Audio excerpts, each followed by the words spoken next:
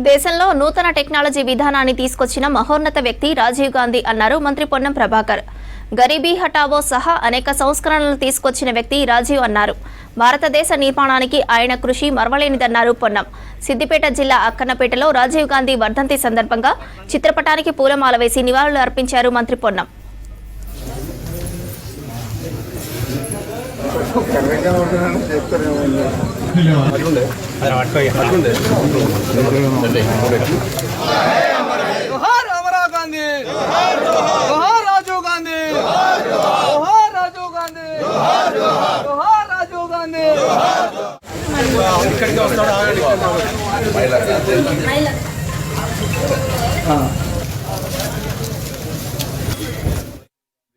వర్ధంతి సందర్భంగా ఈరోజు వారికి ఘనంగా నివాళులర్పిస్తా ఉన్నాం. హుస్నాబాద్ నియోజకవర్గం అక్కన్నపేట మండల కాంగ్రెస్ నాయకులతో కలిసి రాజీవ్ గాంధీ గారు ఈ దేశ విప్లవాన్ని తీసుకొచ్చే విధంగా 21వ శతాబ్దంలో తీసుకుపోవాలని ఆనాడు టెక్నాలజీని తీసుకొచ్చిన కారణంగానే ఈరోజు మనం వాడుతున్నటువంటి టెక్నాలజీ అంతా వారు సంబంధించినటువంటి చొరవతోనే జరిగింది.